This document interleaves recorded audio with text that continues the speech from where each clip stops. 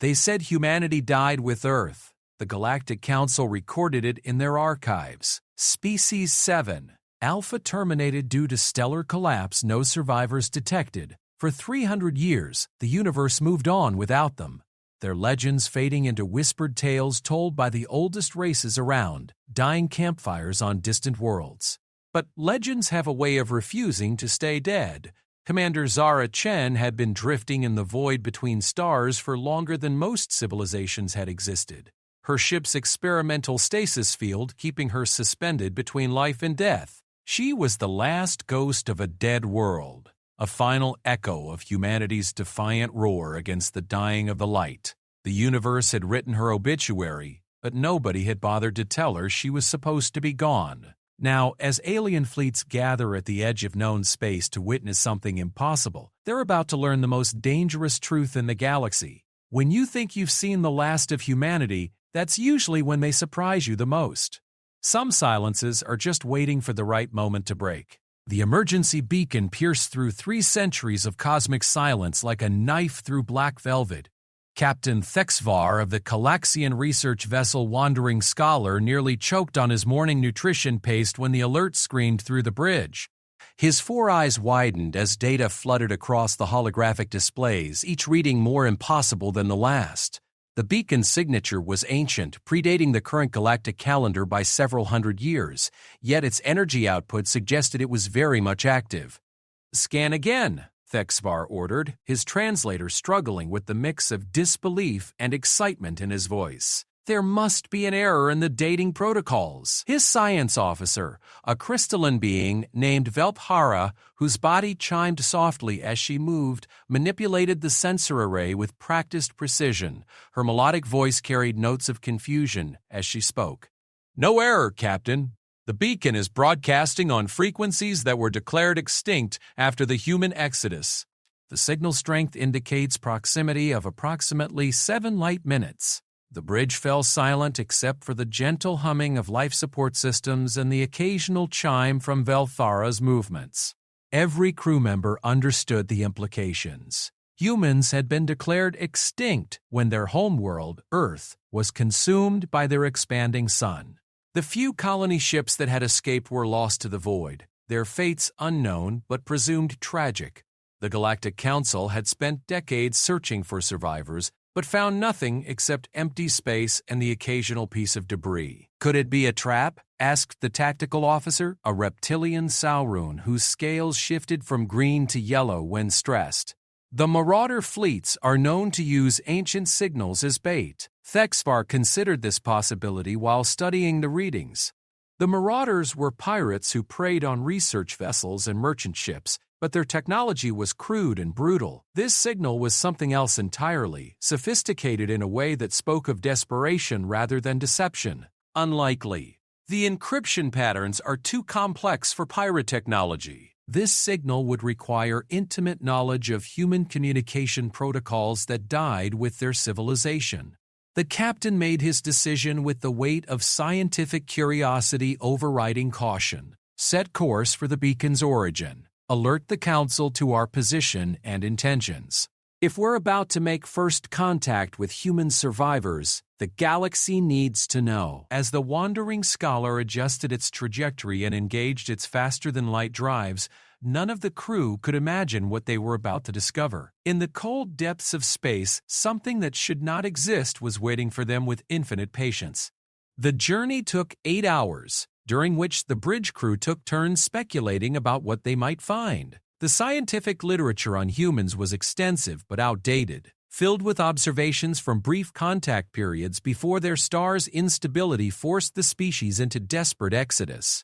They were described as remarkably adaptable bipeds with an unusual capacity for both cooperation and conflict. Their technology had been impressive but not extraordinary by galactic standards, though they showed a troubling tendency toward innovation during crisis situations. That made other species nervous. What made them truly unique was their psychological profile.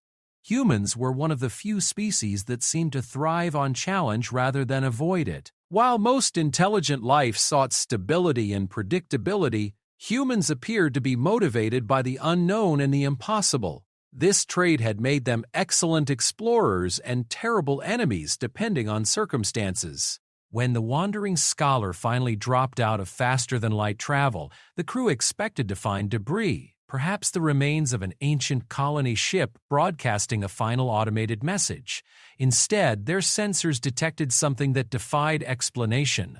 Floating in the darkness between two red dwarf stars was a ship unlike anything in current galactic databases.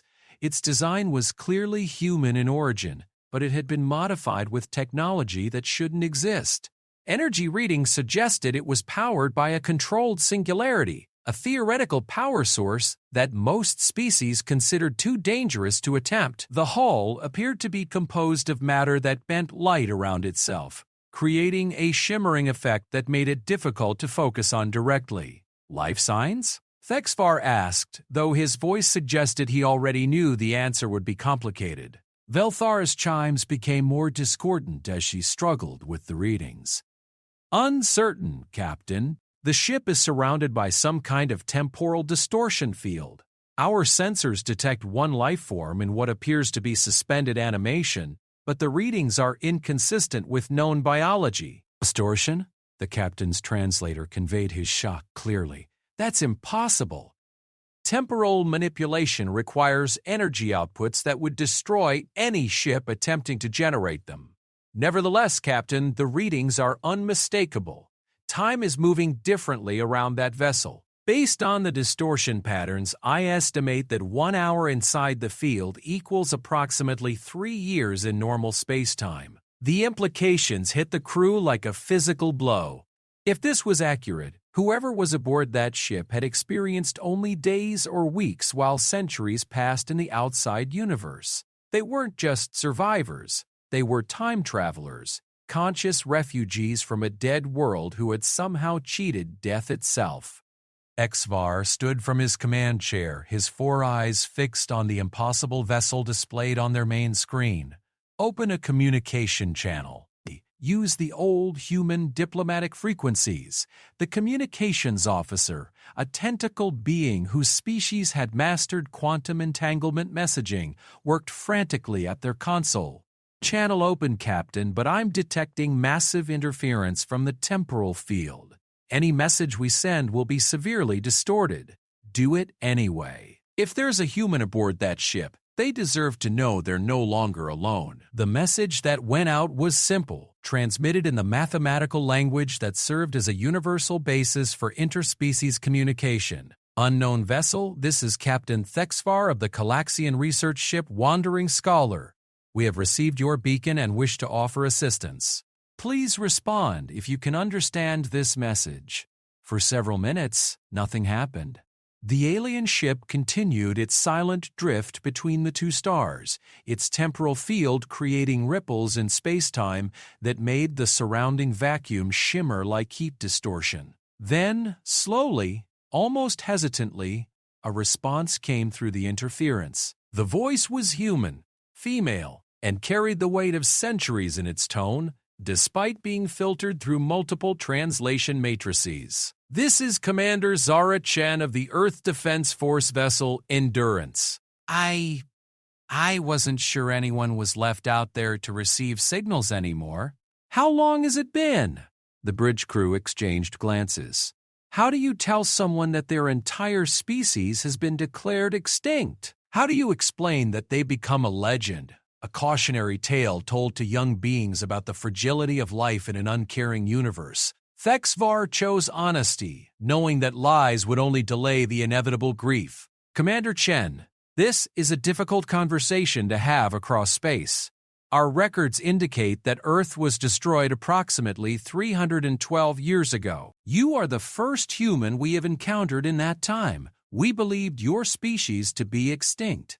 The silence that followed lasted so long that the crew began to wonder if the communication link had failed. When Commander Chen's voice returned, it was steady but carried undertones that the translator couldn't quite capture.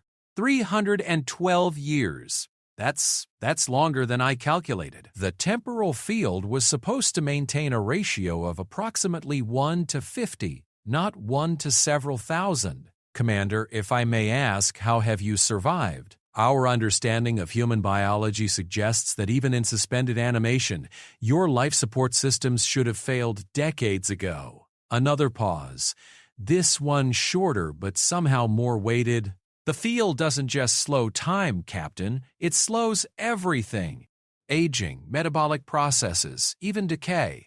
I've been conscious for most of it, watching the stars move in slow motion, thinking about home, and wondering if anyone would ever come looking for survivors. I stopped counting days after the first year. The concept of remaining conscious for centuries, even in slowed time, was horrifying to contemplate. Most species that attempted temporal manipulation did so with complete stasis, unconsciousness being preferred to the psychological strain of extended temporal displacement.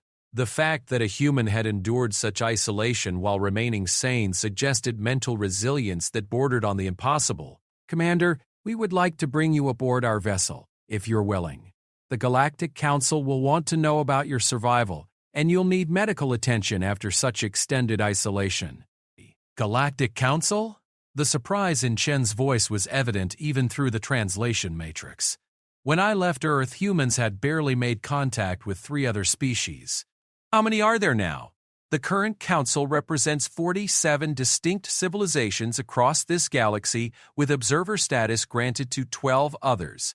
The universe has become much smaller since your time, Commander. The temporal field around the human ship began to fluctuate, energy readings spiking as systems that had remained stable for centuries started to change. I'm shutting down the field. Chen's voice came through with increasing clarity as the temporal distortion faded. Fair warning, the endurance is going to look pretty rough. 3 centuries of cosmic radiation exposure, even slowed down, tends to leave marks. As the shimmering distortion collapsed, the human vessel became fully visible for the first time. It was indeed scarred by its long journey, its hull pitted and darkened by radiation exposure, but it remained intact and apparently functional. More importantly, it was moving under its own power, adjusting position to match the wandering scholar's trajectory. Requesting permission to dock, Chen's voice was now crystal clear, carrying notes of exhaustion and hope in equal measure. I'd like to see what the universe has become in my absence. Thexvar looked around his bridge, seeing the same mixture of excitement and apprehension in every face that he felt in his own chest.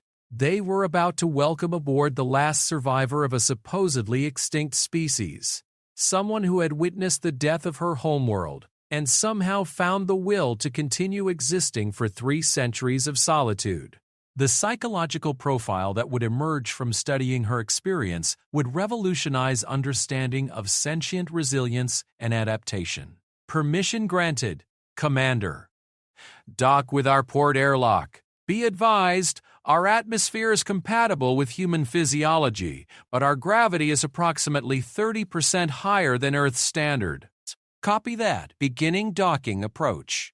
And Captain, thank you for not leaving me out here alone anymore. As the 2 ships slowly maneuvered together in the space between dying stars, Thexvar couldn't shake the feeling that this moment would be remembered as significant by future historians. The discovery of a human survivor would change everything, not just in terms of xenobiology and temporal physics, but in how the galaxy understood concepts of persistence and hope.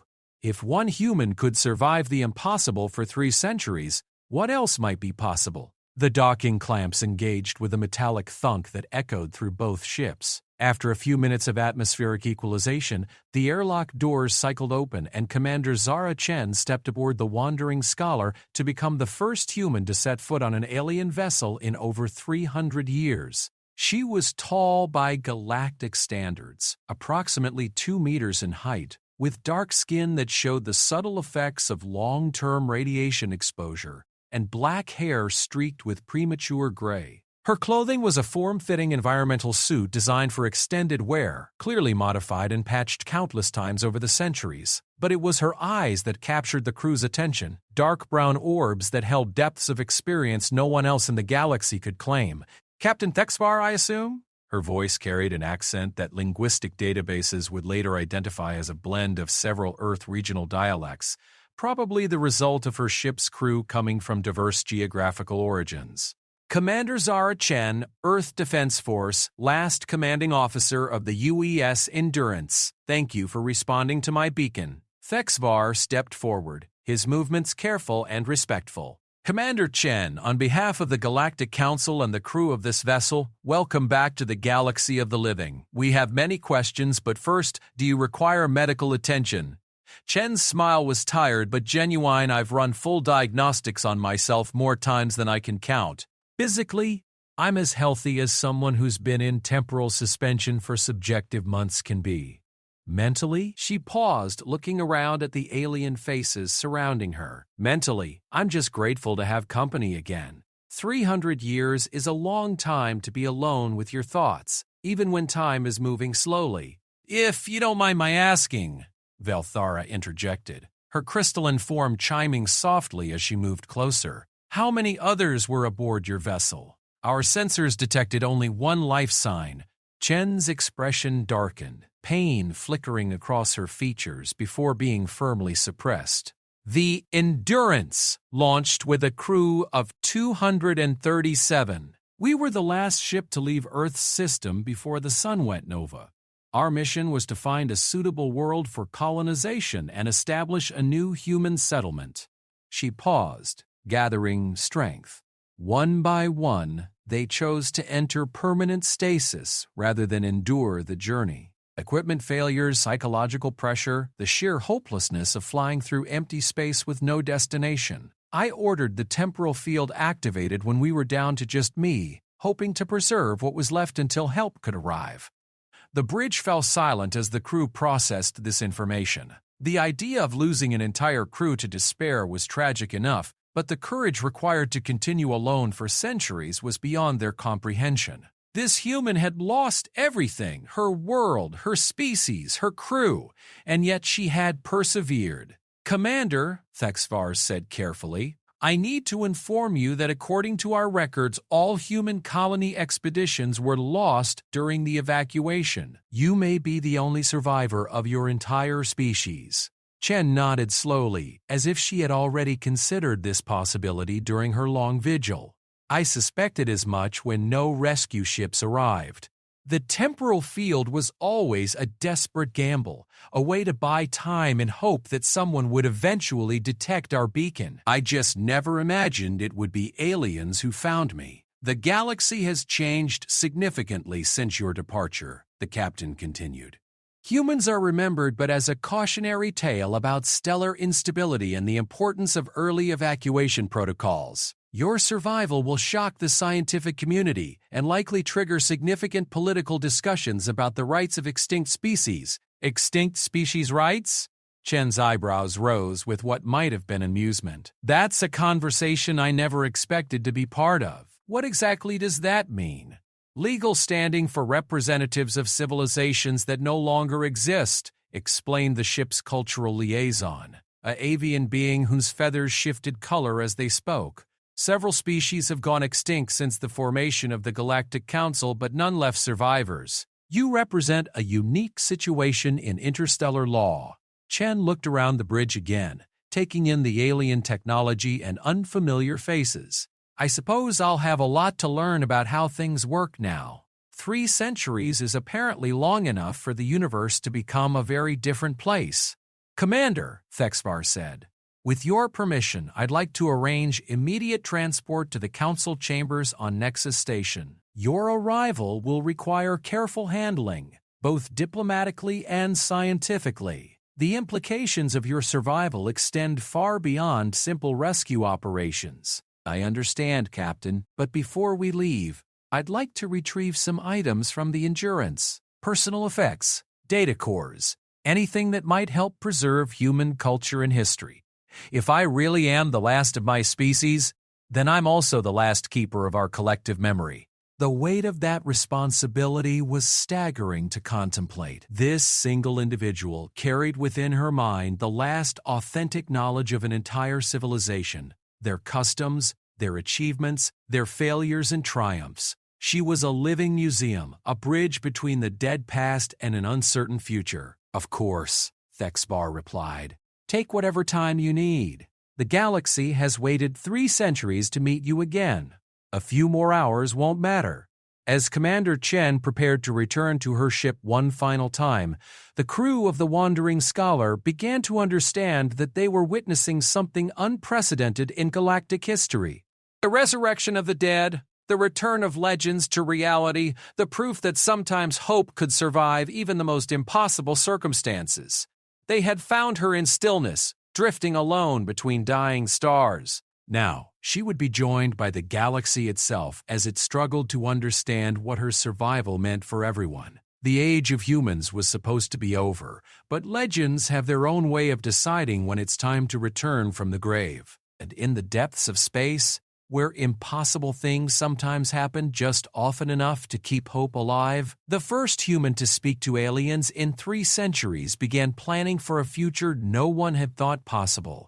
The journey to Nexus Station took 3 days, during which Commander Chen became the most studied individual in recent galactic history. Scientists from 12 different species conducted remote interviews through subspace communication, their questions ranging from basic physiological data to complex philosophical inquiries about human nature and culture. Chen answered them all with remarkable patience, though the crew of the Wandering Scholar noticed the exhaustion building behind her eyes. Dr.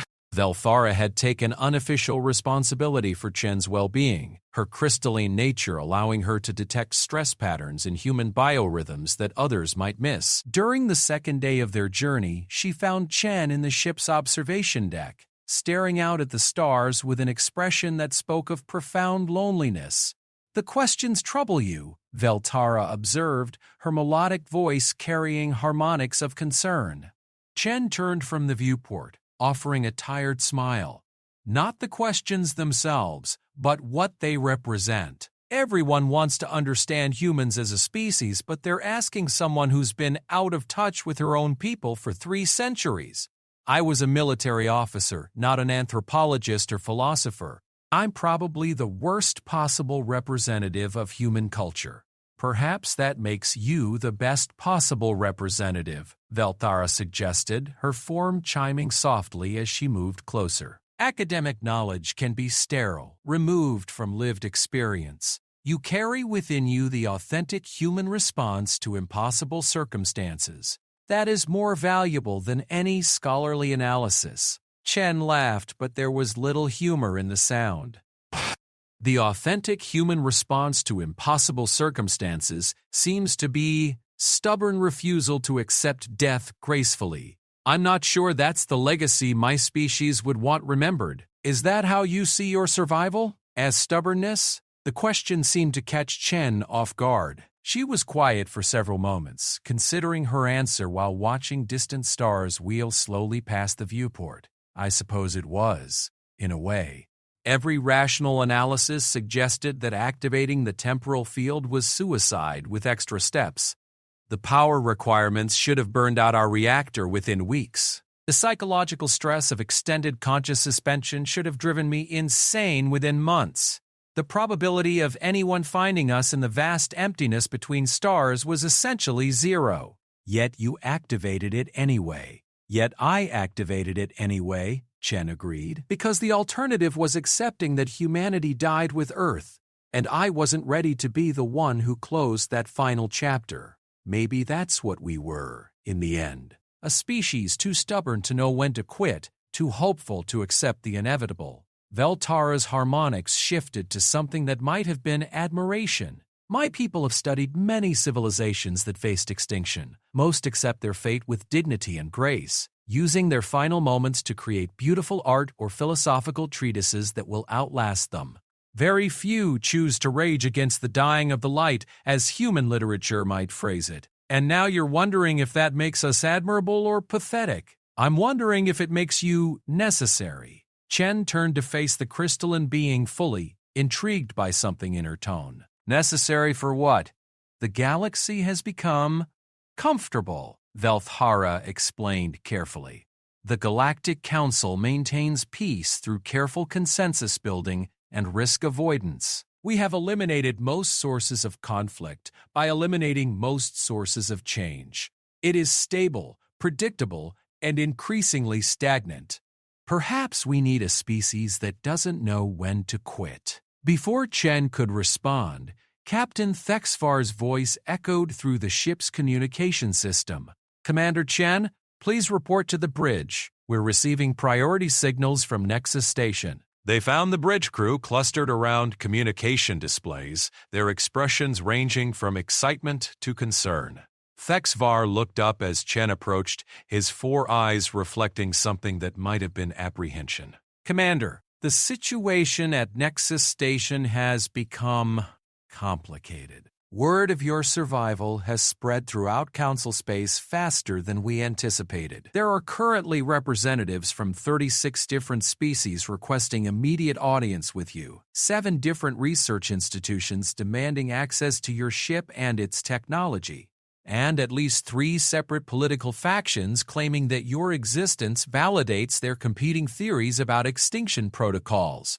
Shan absorbed this information with the stoic expression of someone who had endured 3 centuries of solitude. I take it this means my arrival won't be the quiet diplomatic meeting you originally planned? Furthermore, Thexvar continued, there's a developing crisis that may directly involve you. The Hegemon Empire, which controls approximately 15% of known space, has declared that as the sole survivor of an extinct species, you have no legal standing under current galactic law. They're demanding that you be turned over to them for protective custody and cultural preservation. Protective custody?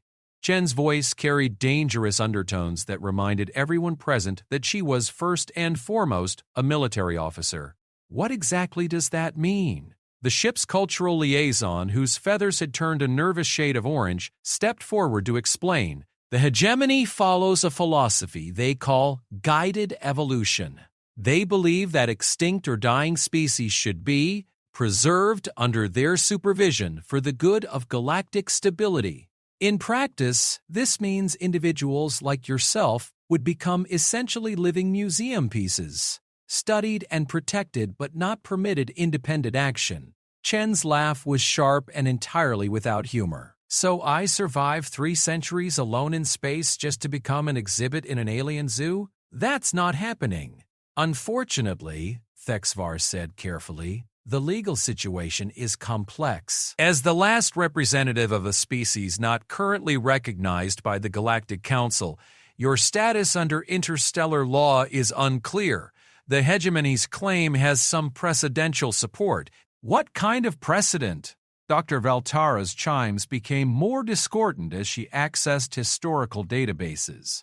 17 cases in the last millennium where the final survivors of extinct civilizations were placed under protective custody. In each case, the individuals lived comfortable but restricted lives while their cultures were documented and preserved.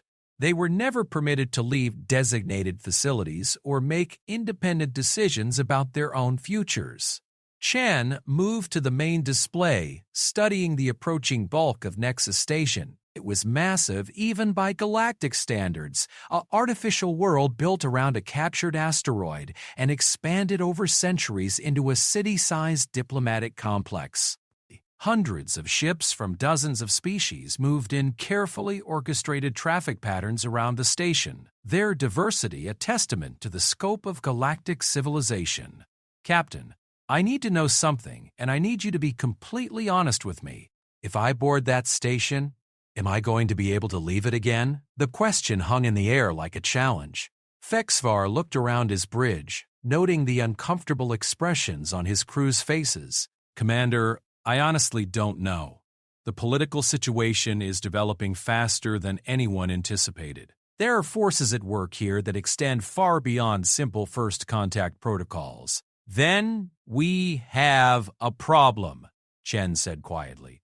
Because I didn't survive 3 centuries of isolation just to spend whatever time I have left as someone else's pet human, if the Galactic Council wants to meet me, they can do it on equal terms or not at all. Commander, the captain said carefully, you should understand that defying the hegemony could have serious consequences for everyone involved. They have significant military assets and aren't known for accepting diplomatic defeats gracefully. Chen turned from the display, her expression showing the steel that had kept her functioning through centuries of solitude. Captain, let me tell you something about humans that your databases probably don't mention. We have a saying, give me liberty or give me death. It means we'd rather die free than live as slaves, even comfortable ones. If that attitude is what made us extinct, then at least we died as ourselves. The bridge fell silent as the crew processed this declaration. The concept of preferring death to comfortable captivity was alien to most galactic species, who generally valued survival above all other considerations. But there was something in Chen's tone that spoke of absolute conviction, a line beyond which she would not be pushed. There may be alternatives, Beltara said suddenly, her form brightening as she accessed new information. I'm detecting unusual activity around the station. Multiple ships from the Frontier Coalition have arrived in the last few hours, and they're taking defensive positions. The Frontier Coalition? Chen asked. Independent worlds and species that operate outside Council authority, Thexvar explained. They reject the consensus-based approach of the main galactic government in favor of more individualistic solutions. They've been looking for ways to challenge the hegemony's interpretation of extinction protocols. Chen's eyes lit up with interest, and they see me as an opportunity to do exactly that. Potentially. The Coalition believes in self-determination for all sentient beings, regardless of species status. If they're willing to support your independence claim, it could force a legal review of the entire extinction protocol system. At the cost of starting a political crisis that could destabilize the entire galaxy, Thexvar added grimly. Chen studied the tactical display, watching the complex dance of ships around Nexus Station. The Coalition vessels were indeed taking what looked like defensive positions, while hegemony forces were responding with their own military formations. The situation was balanced on a knife's edge, waiting for something to tip it toward either negotiation or conflict. Captain, I need to ask you and your crew to make a choice. You can deliver me to the station as planned and let the politicians sort out my fate, or you can help me contact the Coalition directly and see if there's another option. I won't ask you to take sides in galactic politics for someone you've known for 3 days. The Calaxian captain looked around his bridge, reading the expressions of his crew. What he saw there surprised him. Instead of concern or uncertainty, he found determination and something that might have been inspiration. This humans' refusal to accept captivity, even comfortable captivity, had touched something in them that they hadn't realized existed. Commander, Thexvar said slowly, the Wandering Scholar is a research vessel, not a warship. We can't protect you from military action, but we can certainly arrange for you to speak directly with Coalition representatives before any other parties become involved. Chen's smile was the first genuinely warm expression the crew had seen from her since her rescue. Thank you, Captain. I know this puts you at risk, and I won't forget that you were willing to take that risk for a stranger. Perhaps we're not taking it for a stranger, Belthara observed, her chimes taking on harmonics that suggested deep thought. Perhaps we're taking it for the principle you represent, the right to determine one's own fate, regardless of circumstances. As the Wandering Scholar adjusted course to rendezvous with a Coalition vessel on the outskirts of the Nexus system, Chen found herself thinking about the ironies of her situation. She had spent 3 centuries alone, preserving herself in hope of eventual rescue. Now that rescue had arrived, she discovered that freedom was not automatically granted with survival. The galaxy that had evolved during her absence was more complex and politically fractured than the universe she remembered. But complexity brought opportunity. If she could navigate the political currents successfully, she might not only secure her own freedom, but potentially change how the galaxy treated the concept of extinction itself. It was a challenge worthy of a species that had never learned when to quit. The Coalition vessel Defiant Hope was sleek and predatory, designed for speed and maneuverability rather than the diplomatic elegance of council ships. Its captain, a reptilian being whose scales shifted color with emotional state, welcomed Chen aboard with the enthusiasm of someone greeting a legendary figure come to life. Commander Chen, the captain said, their translator conveying both respect and excitement, Your survival represents hope for every species that refuses to bow to the false safety of consensus politics. We offer you sanctuary and the resources to fight for your independence." Chen studied the coalition crew, noting their diversity and the military precision of their movements. These were not politicians or diplomats, but warriors and pioneers, beings who had chosen the dangerous freedom of the frontier over the safe predictability of the core worlds. In many ways, they reminded her of the best aspects of humanity's pioneering spirit. "Captain Seth, I appreciate your offer, but I need to understand what you're asking of me in return. Nothing in galactic politics is ever free." Seth's scales shifted to colors that the translator interpreted as amusement and approval. "Direct and practical. I see why humans were respected as negotiators. You're right, of course. We want you to challenge the extinction protocols in the council courts. Your case could establish precedent that would protect other endangered species from hegemony preservation programs. And if I lose, then you fight anyway, because freedom without the willingness to defend it is just a comfortable form of slavery." Chen looked around the bridge of the coalition vessel, seeing faces from half a dozen species united by a common commitment to independence. It was a vision of what the galaxy could become if diversity was embraced rather than managed, if individual determination was valued over collective security. "All right, Captain. Let's see if one stubborn human can teach the galaxy that extinction isn't always permanent." As the Defiant Hope set course for Nexus Station with coalition escorts, Chen realized that her long journey between the stars was finally nearing its end. But the real adventure, the fight to establish her right to exist as a free being rather than a preserved specimen, the galaxy was about to learn that when humans said they refused to go quietly into the night, they meant it with the sort of determination that could reshape the political landscape of entire civilizations.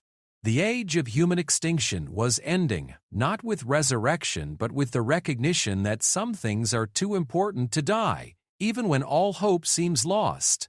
Behind them, the wandering scholar followed at a discreet distance, its crew having made their choice to stand with freedom rather than safety. In the depths of space, where legends were born and impossible things occasionally happened, the last human was no longer alone.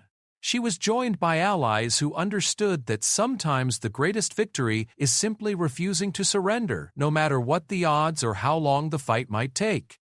The galaxy was about to discover that humanity's greatest legacy wasn't their technology or their art, but their absolute refusal to accept that anything was truly impossible. Nexus Station's Grand Assembly Hall had never witnessed anything quite like the chaos that erupted when Commander Zara Chen entered the chamber flanked by coalition escorts. Representatives from 47 species filled the amphitheater-style seating, their varied forms creating a rainbow of alien life united only in their intense curiosity about the impossible figure standing at the speaker's podium.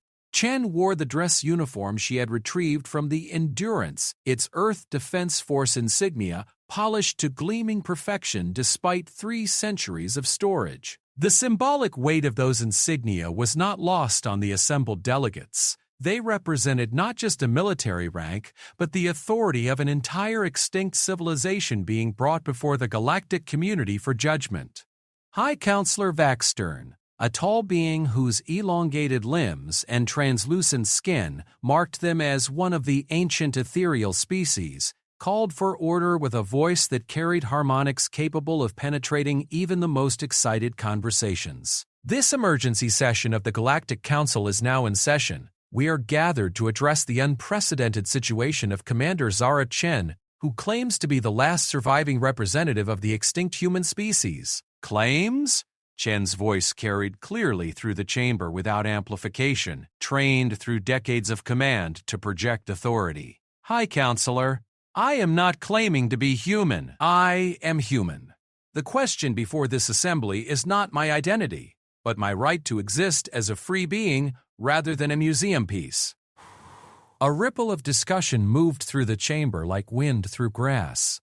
Most species had developed careful protocols for addressing disputes through intermediaries and formal procedures. Direct challenge to authority was uncommon enough to be shocking.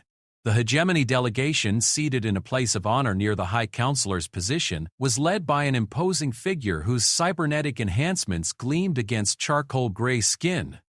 Warlord Krexthal stood with the fluid grace of a predator, their voice carrying the weight of absolute conviction when they spoke. High Counselor, this individual's identity is irrelevant to the central issue. The precedent is clear and has been upheld 17 times in the past millennium. The final survivor of an extinct species falls under protective custody protocols to preserve their cultural heritage for future study. The emotional state of the subject is secondary to the greater good of galactic knowledge preservation. Chen turned to face the hegemony delegation directly, her movement sharp and military precise. Warlord, with respect, I am not a subject to be studied. I am a sentient being with the same rights to self-determination that every other person in this chamber enjoys. If you want to preserve human culture, I suggest you start by respecting the human principle that freedom is more valuable than safety. Principles of extinct species hold no weight in current galactic law. Krexthal replied smoothly, You are a remnant of the past, valuable precisely because you represent something that no longer exists. Your preservation serves the greater good of all current civilizations. The coalition delegation rose as one, their captain Seth stepping forward to address the chamber. High Counselor, we formally challenge the hegemony's interpretation of extinction protocols. Commander Chen's survival demonstrates that human civilization is not extinct but merely displaced. As such, she retains all rights accorded to representatives of sovereign species. This triggered immediate chaos.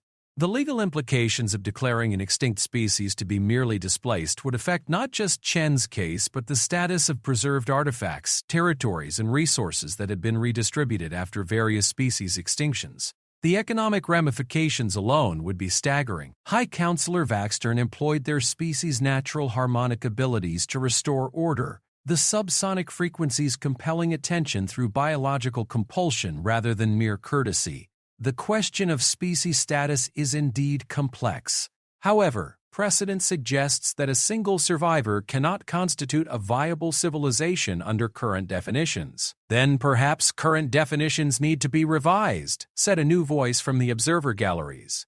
Dr. Quintala, the galaxy's foremost expert on extinction events, moved to the center of the chamber with the careful precision of someone accustomed to being the smartest individual in any room. Her insectoid features were difficult for most species to read, but her reputation preceded her. Dr. Quintala, the High Counselor acknowledged with evident surprise, you are not scheduled to address this assembly, nor was I scheduled to witness the potential redefinition of extinction as a legal concept, Quintala replied, her mandibles clicking in what might have been amusement. Commander Chen's case represents a unique opportunity to examine our assumptions about survival, adaptation, and the nature of civilization itself. Chen watched this exchange with growing understanding. The debate was no longer really about her individual fate, but about fundamental questions of law, philosophy, and politics that affected every species in the galaxy. Her survival had become a catalyst for discussions that had been brewing beneath the surface for decades. Dr. Quintala, Chen interjected, what is your professional opinion about the viability of a single survivor civilization? The expert turned her compound eyes toward Chen, studying her with the intensity of someone examining a fascinating specimen. Commander, in my professional opinion, you represent something that has never existed before in recorded galactic history. You are not merely a survivor but a bridge between extinct and existing civilizations. Your technological achievements alone, particularly the temporal field generator, suggest innovation capabilities that exceed those of your original species. Explain, demanded Warlord Krexthal. The temporal manipulation technology demonstrated by the Endurance is approximately 300 years ahead of anything in current galactic databases, Quintala explained.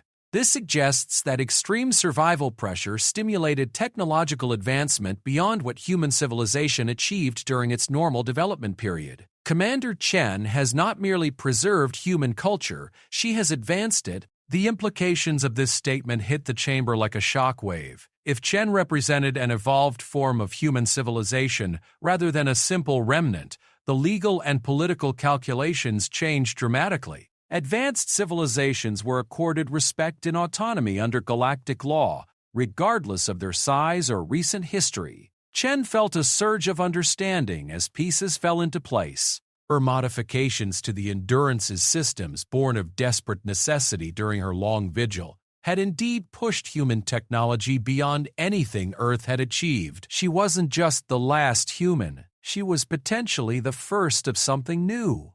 Dr. Quintala raises interesting points, Chen said carefully, but I want to be clear about something. I'm not asking for recognition as an advanced civilization or claiming technological superiority. I'm asking for recognition as a free individual with the right to determine my own fate. Nothing more, nothing less. Unfortunately, High Counselor Vaxtern observed, individual rights cannot be separated from species classification in galactic law. Your status as a person depends entirely on your status as a representative of a recognized civilization. Then perhaps it's time to change galactic law, said Captain Seth from the Coalition delegation. The principle of individual sapient rights should supersede bureaucratic classifications. This suggestion triggered another wave of heated discussion. Separating individual rights from species recognition would fundamentally alter the basis of galactic law, which had been built around the concept of civilizations as the primary units of political recognition. The philosophical and practical implications would take decades to fully understand. Warlord Krextul seized the moment of uncertainty. High Counselor, this debate demonstrates exactly why protective custody protocols exist. Complex questions of law and philosophy cannot be resolved in emergency sessions. Commander Chen should be placed in protective custody pending a full legal review, which could take several years to complete. Years? Chen's voice carried dangerous undertones. You want to lock me away for years while you debate whether I have the right to exist freely? The hegemony offers comfortable accommodation and full access to educational resources about galactic civilization. You would be well cared for and could contribute to cultural preservation efforts during the review period. Chen's laugh was sharp and entirely without humor. You're offering me a luxurious prison and calling it protection. That's not happening. You may not have a choice, Krextul replied coldly. Station security forces are prepared to enforce council decisions. The threat was barely veiled, but it had the opposite effect that the warlord intended. Instead of intimidating Chen, it triggered something that 3 centuries of solitude had honed to a razor's edge: absolute determination to remain free.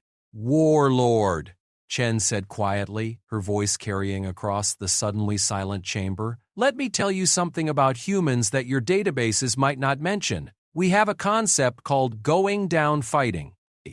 It means that if we can't win, we at least make victory so costly for our enemies that they regret starting the fight. She turned to address the full assembly, her words chosen for maximum impact. I didn't survive 3 centuries alone in space just to become someone's pet human. If this council decides to imprison me against my will, I will resist with every resource at my disposal. That includes the temporal manipulation technology, the modified reactor systems, and 300 years of accumulated knowledge about survival under impossible conditions. The threat was subtle but unmistakable. Chen possessed technology that could potentially be weaponized and the determination to use it if forced into a corner. The political calculations suddenly became much more complex. Dr. Quintala stepped forward again, her insectoid features somehow conveying urgency. High Counselor, I formally request permission to propose an alternative solution. Granted. Commander Chen's technological achievements suggest she has already evolved beyond the baseline human parameters. Rather than debating the status of an extinct species, perhaps we should consider recognizing her as the founder of a new one. The legal precedent for evolutionary speciation already exists in galactic law. The chamber fell completely silent as delegates processed this radical suggestion. Creating new species classifications was possible but extremely rare, requiring extensive evidence of significant biological or technological divergence from parent species, but the precedent did exist. That's High Counselor Vaxtern paused, consulting legal databases through neural interface, actually within established parameters, though it would require extensive evaluation. Evaluation I'm willing to undergo, Chen said immediately, provided it takes place under conditions of freedom rather than captivity. I propose a compromise, temporary protected status as a candidate for new species recognition, with full movement and association rights pending the completion of formal evaluation. Warlord Krexthel's cybernetic enhancements whirred as they processed the implications. This proposal circumvents established protective custody protocols and sets dangerous precedent for future extinction events. It also recognizes the principle that evolution doesn't end with extinction, Captain Seth countered. The coalition supports Dr. Quintala's proposal. High Counselor Vaxtern looked around the chamber, reading the complex mix of confusion, excitement, and apprehension in the assembled delegates. This decision requires formal voting procedures.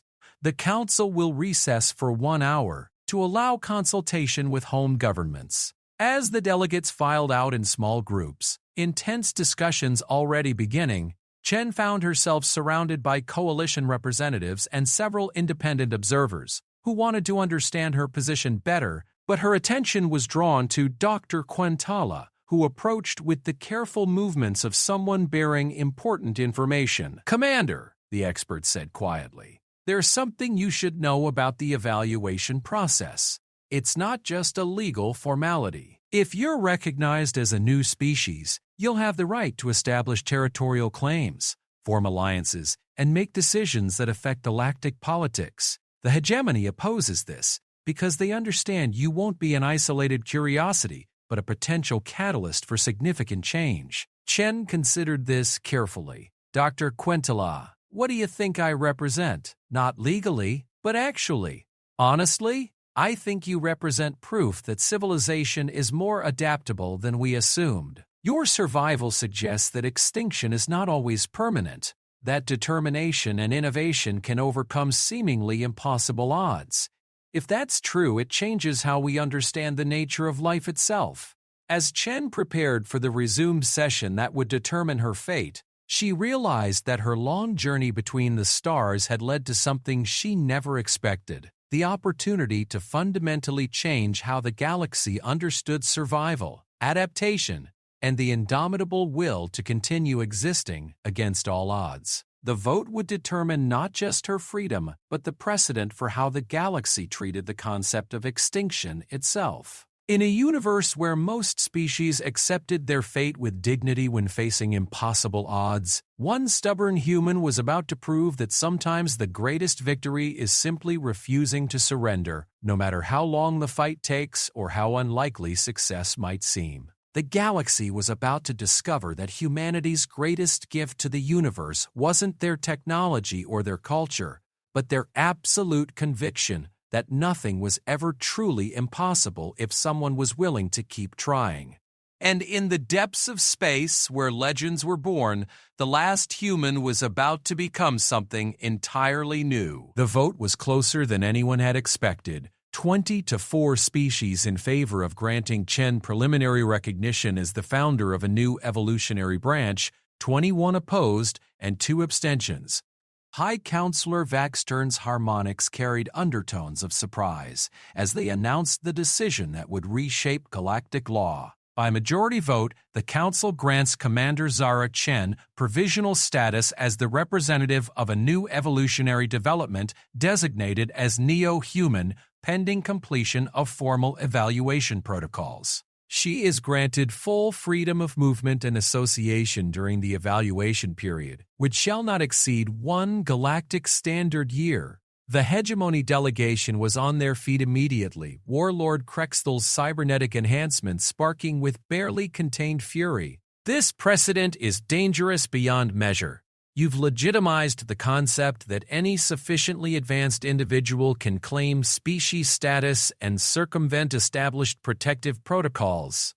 The precedent, Captain Seth replied from the coalition section, and that individual determination can overcome seemingly impossible circumstances.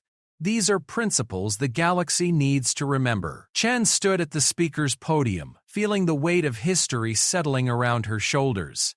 In the space of a few hours, she had gone from potential prisoner to the founding member of a new branch of human evolution. The irony was staggering, but the responsibility was even greater. "High Counselor," she said, her voice carrying clearly through the vast chamber.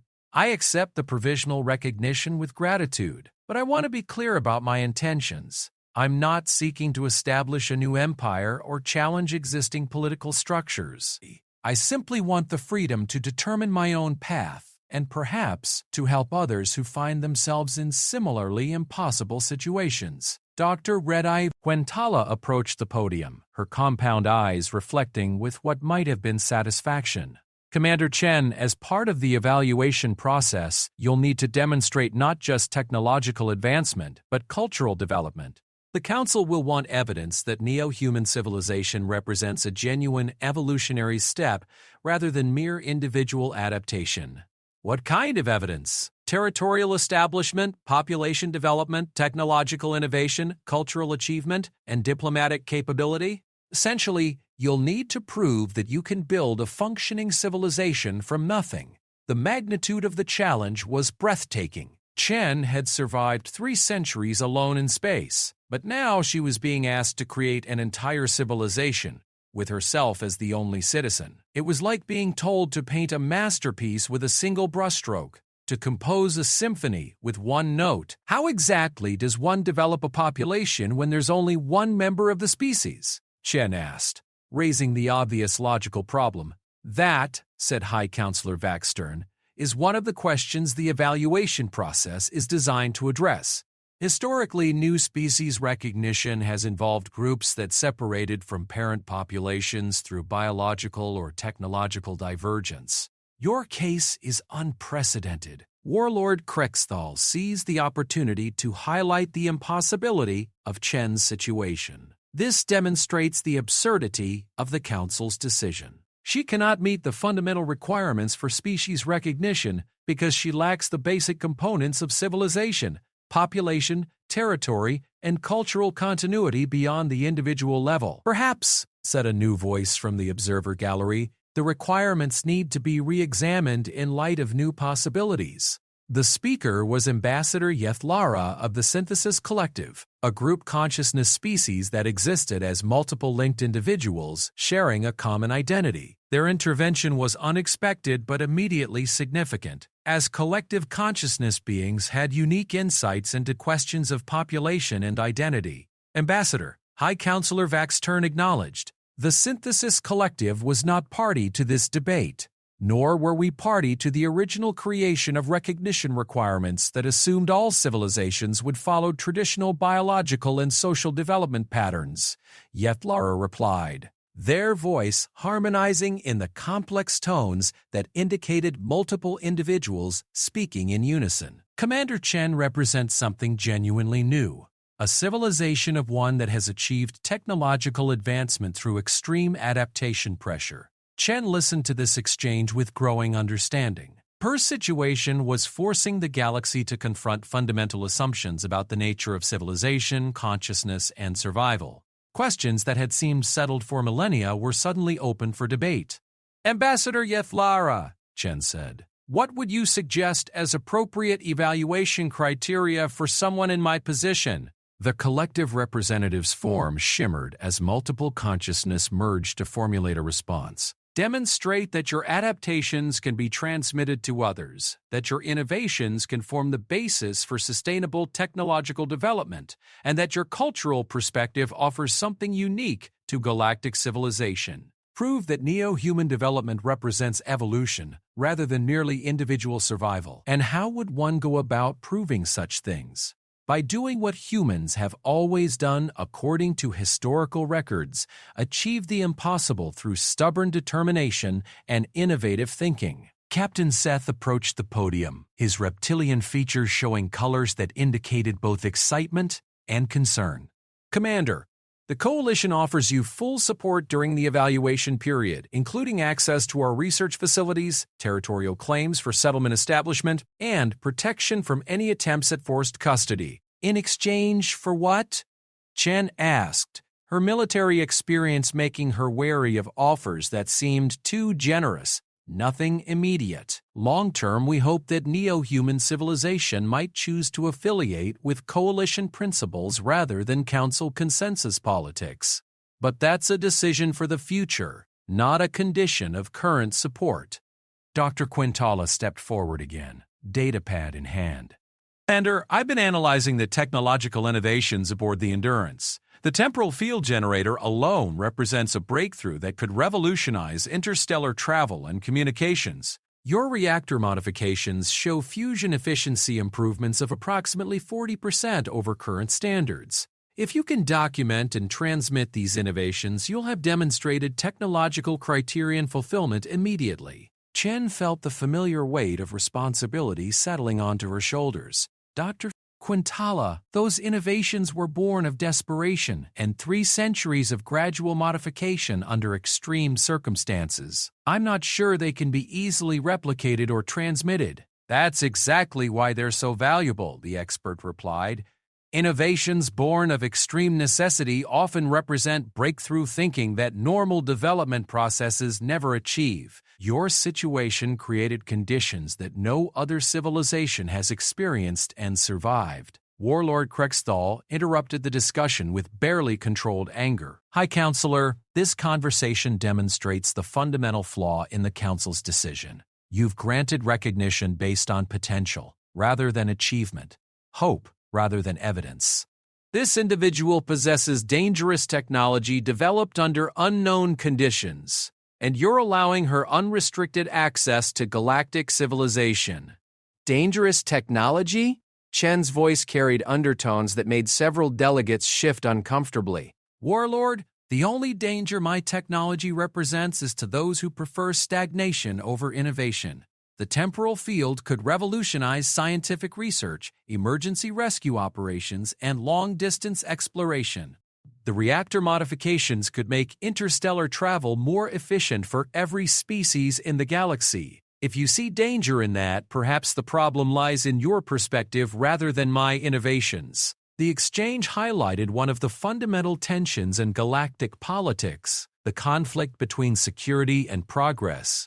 Between the safety of known limitations and the risks of unlimited potential, Chen found herself at the center of a debate that had been simmering for decades. High Counselor Vaxtern employed their harmonic abilities to restore order before the discussion could devolve into open hostility. The evaluation period will provide opportunity to address all these concerns systematically. Commander Chen, you will be assigned a liaison team to assist with the formal requirements for civilization recognition. Dr. Quintala, you will serve as primary evaluator. The process will be documented for future precedent. As the assembly began to dissolve into smaller groups, Chen found herself surrounded by beings from dozens of species, all wanting to understand the implications of her recognition. But her attention was drawn to a small group of observers who had remained silent throughout the proceedings, representatives of endangered species who saw in her success a possible path for their own survival. A diminutive being with delicate features and translucent skin approached hesitantly. Commander Chen, I am researcher Plexton of the Fading Light Colony. My people number less than 10,000 and face extinction within the next century due to reproductive failure. Your recognition gives us hope that extinction is not inevitable. Chen studied the fragile being, seeing in their large eyes the same desperate hope that had driven her to activate the temporal field 3 centuries ago. Researcher Plexton, I hope my case can help your people, but you should understand that my situation was unique. I'm not sure the path I took can be replicated by others. Perhaps not replicated, said another voice, but adapted. The speaker was Dr. Korathan, of the Memory Keepers, a species that preserved the cultural heritage of extinct civilizations. Their approach carried the weight of deep thought and careful consideration. Commander, your survival demonstrates that extinction can be overcome through innovation and determination. Those are principles that can be taught and learned, even if the specific methods cannot be directly copied. Dr. Corathon, what are you suggesting?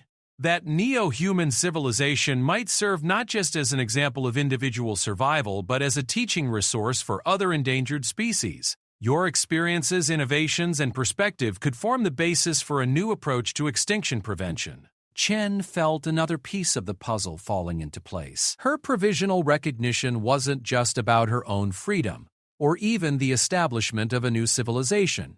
It was about fundamentally changing how the galaxy approached the concept of extinction itself. That's, she paused, considering the implications, actually a fascinating possibility. Instead of accepting extinction as inevitable, endangered species could learn adaptive strategies and innovative approaches to survival. Captain Seth's scales shifted to colors indicating excitement. A school for the impossible, teaching species how to survive when survival shouldn't be possible. The Coalition would support such an endeavor completely. Even Dr. Quintala seemed intrigued by the concept. The research possibilities would be extraordinary. Comparative extinction survival strategies, adaptive innovation under pressure, the psychology of hope in impossible circumstances. Commander, you might be founding more than just a new species. You might be creating an entirely new field of study. Warlord Krexthal's objection was immediate and predictable. This proposal represents dangerous thinking that could destabilize established extinction management protocols. Some species are meant to fade gracefully rather than fighting desperately against inevitable fate. Says who? Chen replied sharply. Who decides which species deserve to survive and which should fade gracefully?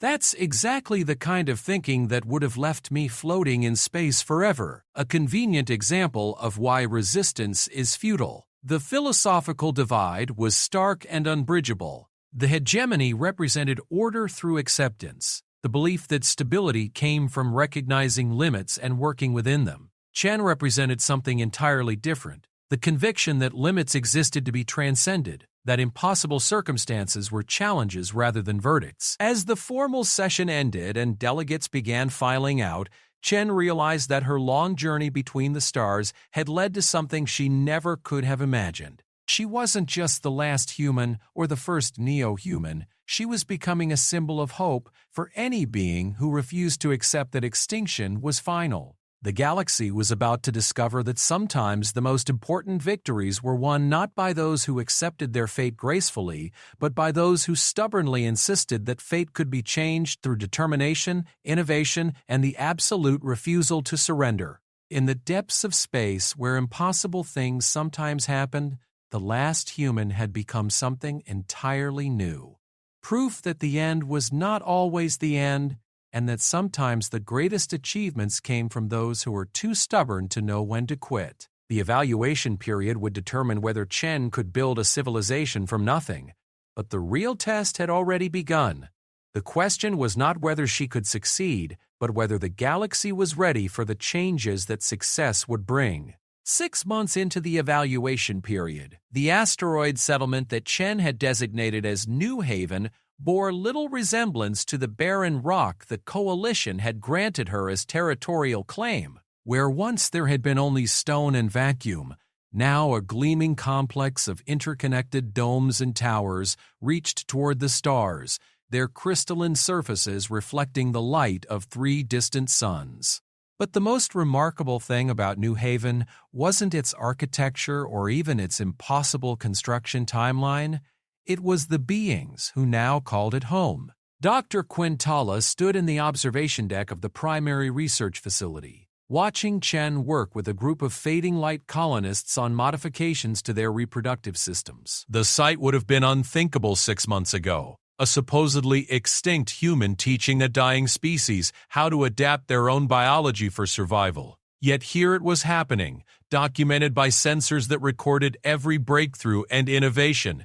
The population criterion, Quintala murmured to her recording device, appears to be fulfilled in a manner no one anticipated. Rather than reproducing biologically, neo-human civilization attracts individuals from other species who adopt its survival methodologies and cultural perspectives. Current population, 147 beings from 12 different species, all united by commitment to the principle that extinction is not inevitable. Chen looked up from the genetic modification chamber where researcher Plexton was undergoing the third phase of reproductive system enhancement. The process was dangerous and experimental, but it offered the fading light species their first real hope of avoiding extinction in over a century. Dr. W. Quintala, Chen called out, would you like to review the latest data? We've achieved a 63% success rate in reproductive viability restoration. The expert moved to the workstation, her compound eyes processing information at speeds that would have overwhelmed most organic minds. Remarkable! The approach bypasses traditional genetic therapy entirely in favor of cellular regeneration enhancement. How did you develop this methodology? Trial and error, mostly, Chen replied with the casual tone of someone discussing routine maintenance rather than breakthrough medical science. The temporal field work gave me insights into cellular-temporal relationships. When normal healing processes are too slow or damaged to function properly, you can sometimes accelerate them selectively. And the risk factors? Lower than extinction, Chen said simply. When you're facing the end of your entire species, even experimental procedures start looking reasonable. Plexton emerged from the modification chamber, their delicate features showing subtle changes that marked successful adaptation. Their voice carried harmonics of wonder and hope when they spoke. Commander Chen, preliminary scans suggest 74% probability of successful reproduction within the next cycle. My people might survive. Chen's smile carried the warmth that had attracted beings from across the galaxy to New Haven. Researcher Plexton, your people will survive, and then you'll help the next species that faces the same crisis. That's how this works. The philosophy behind New Haven was simple but revolutionary. Extinction was not an inevitable endpoint, but a challenge that could be overcome through innovation, determination, and mutual support. Species that joined the community didn't abandon their own cultures, but enhanced them with survival technologies and perspectives developed by Chen and her growing team of experts. Dr. D.H. Quintala moved to another section of the facility where a different project was underway. Here, beings from the Crystal Singers worked with Chen to develop new communication technologies that could preserve cultural heritage even if populations became critically small. The sight of a human teaching crystalline entities how to store memories in quantum matrices would have been science fiction 6 months ago. Cultural preservation and development criterion, Quintala noted, fulfilled through innovation rather than tradition. Neo-human culture appears to be defined not by specific practices, but by core principles: refusal to accept extinction, commitment to mutual support, and dedication to achieving the impossible through persistent effort. Captain Seth approached from the administrative complex, his scales showing colors that indicated satisfaction mixed with amazement. Dr. Quintala, you should see the latest reports from our diplomatic corps. 7 species have formally requested permission to send representatives to New Haven for consultation on survival strategies. The Synthesis Collective wants to establish a permanent research exchange. Even some core world governments are quietly inquiring about adaptive technologies. And the hegemony's response? Seth's colors shifted to something resembling grim amusement. Warlord Krexthal has filed 17 formal complaints about dangerous precedents and destabilizing influences. They're particularly upset about the reproductive enhancement program, claiming it violates natural evolutionary processes. Chen looked up from her work, her expression showing the steel that had kept her functioning through 3 centuries of solitude. Natural evolutionary processes would have let the fading light species die in 30 years. Unnatural evolutionary processes are giving them a chance to see their children grow up. I'll take unnatural over natural any day. The philosophical divide that had emerged during Chen's initial recognition hearing had only grown more pronounced as New Haven developed. The galaxy was being forced to choose between competing visions: the hegemony's ordered approach that accepted extinction as a natural part of cosmic cycles, and Chen's chaotic determination that every species deserved the chance to transcend their limitations. Dr. Corathan of the Memory Keepers approached the group. their forms shimmering with excitement. "Commander Chen, we've completed the analysis of the cultural transmission protocols you developed. The preservation rate for cultural knowledge is 97%, compared to traditional methods that achieve at best 30% retention after population decline." "How does it work?" Quintala asked, her scientific curiosity overriding formal evaluation procedures. "General President is intended to enchant based on the presence to defend to maintaining and developing those traditions. We have Trust Teddy comes in. With Trust Teddy takes so many surprise. With Trust Teddy, culture becomes symbiotic rather than isolated. The implications were staggering.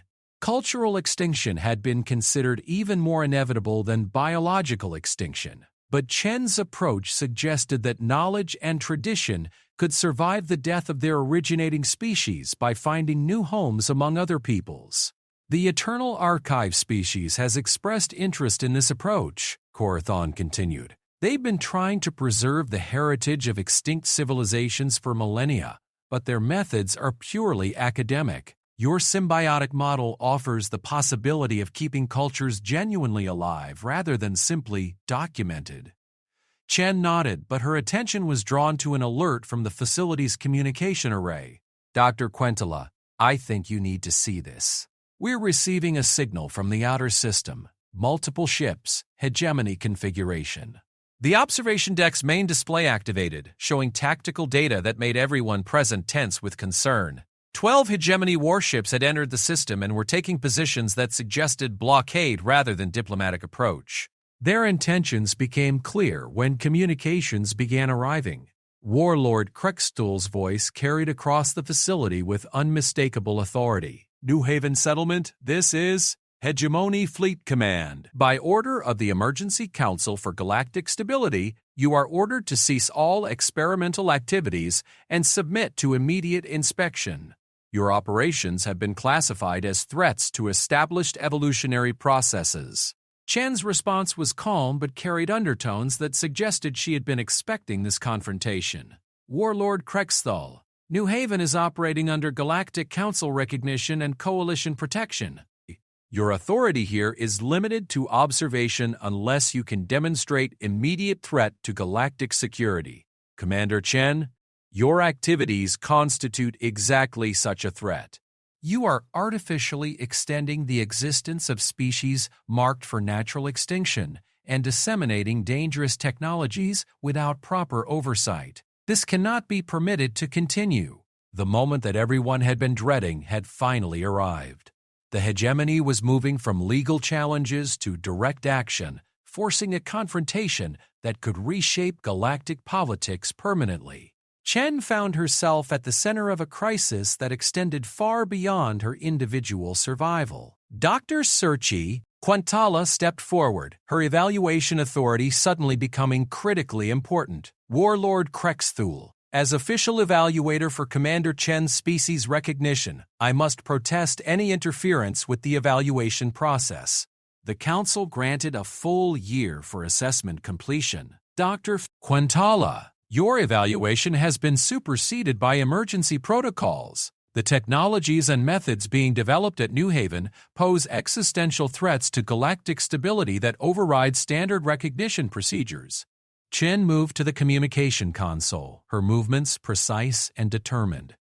"Captain Seth, what's the status of Coalition response forces?" 12 hours out at best speed," Seth replied grimly. "We have 6 ships in the area, but they're outgunned by current hegemony deployment." "Then we hold for 12 hours, Chen said simply. "Dr. Quintala, I need you to complete your evaluation immediately. If New Haven is going to survive this confrontation, we need official recognition before the shooting starts." "Commander, the evaluation criteria require demonstration of sustainable civilization development. You've exceeded requirements in every category, but formal documentation will take days to complete properly. Then we skip proper documentation and go with emergency certification," Chen replied. "Quintala, in your professional opinion, has neo-human civilization met the requirements for species recognition?" The expert looked around the facility, seeing beings from a dozen species working together to achieve the impossible, seeing technologies that could revolutionize galactic civilization, seeing proof that extinction was not inevitable for those with sufficient determination. Her decision would either legitimize Chen's approach or condemn it to destruction. Yes, Quintala said firmly. Neo-human civilization has not only met recognition requirements, but exceeded them in ways that suggest new evaluation criteria will be needed for future assessments. I formally certify completion of the evaluation process and recommend immediate full recognition. Warlord Krextul's response was immediate and predictable. Dr. Quintala, that certification is not valid under emergency protocols. Hegemony forces are authorized to take whatever action is necessary to prevent the spread of dangerous destabilization technologies. Chen activated the facility's defensive systems, energy shields rising around New Haven as weapon platforms emerged from concealed positions. But her primary response was not military, it was philosophical. Warlord, she said, her voice carrying across space to reach not just the hegemony fleet but any monitoring stations throughout the galaxy. You're right that what we're doing here is dangerous to galactic stability. We're proving that extinction is not inevitable, that impossible circumstances can be overcome, that beings who refuse to accept defeat can achieve things that make the universe a better place for everyone. If that's destabilizing, then maybe the current system needs to be destabilized. The confrontation that followed would be remembered as the moment when the galaxy was forced to choose between safety and possibility, between the comfort of accepted limitations and the chaos of unlimited potential. Chen had spent 3 centuries alone in space, refusing to accept that humanity was extinct. Now she stood at the center of New Haven, no longer alone, joined by beings from across the galaxy who shared her conviction that nothing was ever truly impossible for those stubborn enough to keep trying. The hegemony represented order, predictability, and the safety of accepting natural limits. Chen represented something entirely different, the human conviction that limits existed to be transcended, that extinction was a challenge rather than a verdict, and that sometimes the greatest achievements came from those who were too stubborn to know when to quit.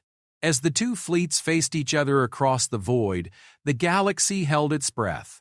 The outcome would determine not just Chen's fate or even the survival of New Haven, but whether the future belonged to those who accepted the inevitable or those who refused to believe that anything was truly impossible.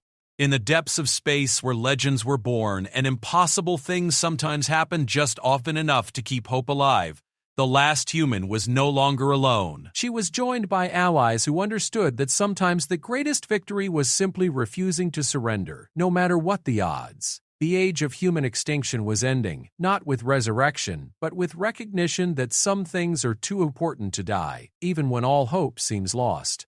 And, in Stillness she lingered, only to be joined HFY Sci-Fi narrative.